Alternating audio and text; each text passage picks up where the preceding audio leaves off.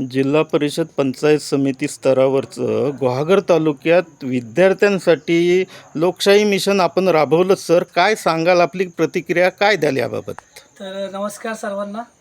26 नोव्हेंबरला आपण पूर्ण भारतामध्ये संविधान दिन साजरा केला आणि जेव्हा मी ह्या तालुक्यात पहिल्यांदा पोस्टिंगसाठी आलो तेव्हा मला कळालं की आपल्या जिल्हा परिषदेच्या माध्यमातून जिल्हा परिषदेच्या विद्यार्थ्यांसाठी मिशन विज्ञान नावाचा एक उपक्रम चालवला जातो.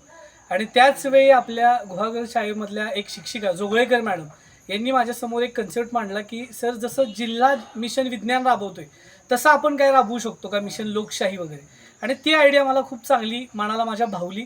आणि हे वर्ष बरोबर संविधानाला 75 वर्ष पूर्ण करणारं वर्ष आहे.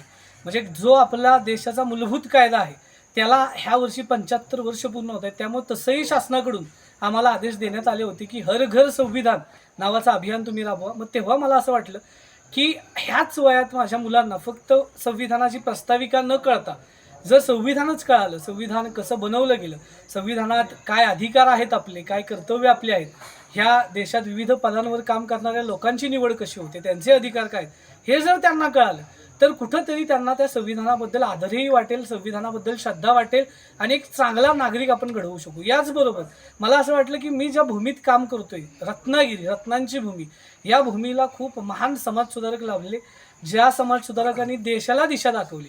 मी नेहमीच गोपाळकृष्ण गोखलेंचं उदाहरण घेतो, बाबासाहेब आंबेडकरांचं उदाहरण घेतो.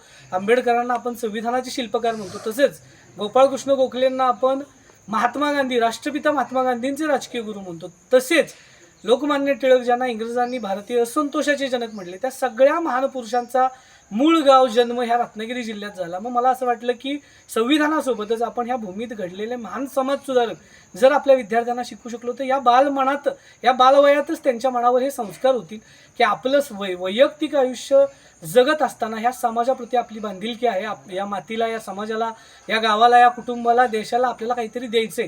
आणि हे संस्कार मुलांवर व्हावे म्हणून आम्ही ही परीक्षा 26 नोव्हेंबरला पूर्ण तालुक्यात 4थी, 5वी, 6वी, 7वीचे एकूण 3100 विद्यार्थ्यांनी ही परीक्षा दिली.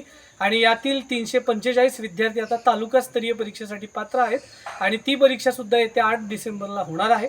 आणि त्यातून जे विद्यार्थी सिलेक्ट होतील त्यांना आपण 6वी, 7वीच्या 12 विद्यार्थ्यांना दिल्ली अभ्यास दौरा आणि 4थी, 5वीच्या 12 विद्यार्थ्यांना आपण मुंबई अभ्यास दौऱ्यासाठी घेऊन जात आहे. विद्यार्थ्यांसाठी यापुढे आपलं मिशन काय राहील? सर, आता आपण 6 डिसेंबरला महापरिनिर्वाण दिन, बाबासाहेब आंबेडकरांची पुण्यतिथी, खऱ्या अर्थानं आपल्याला बाबासाहेब आंबेडकरांना, संविधानाच्या शिल्पकारांना आदरांजली व्हायची होती की आपला तालुकास्तरीय पेपर आपल्याला 6 डिसेंबरलाच घ्यायचा होता. पण बऱ्याच गावांमध्ये आंबेडकरांचा हा महापरिनिर्वाण दिन खूप उत्साहात, जल्लोषात साजरा केला जातो आणि मग त्यावेळी मुलांना कुठेतरी थोडा अभ्यासावर परिणाम होईल किंवा रात्रभर कार्यक्रम चालू असतात, दुसऱ्या दिवशी पेपर देणं शक्य होणार नाही, म्हणून तो आपण 8 डिसेंबरला घेतोय. आणि याच्यातून मला विश्वास आहे, आपण जर तालुका स्तरावरचा किंवा केंद्र स्तरावरचा पेपर बघितला तर हा पेपर MPSCच्या तोडीचा पेपर होता. यामध्ये जवळपास 15 ते 20 प्रश्न हे MPSCच्या शेवटच्या 2 ते 3 वर्षात विचारले गेलेले होते.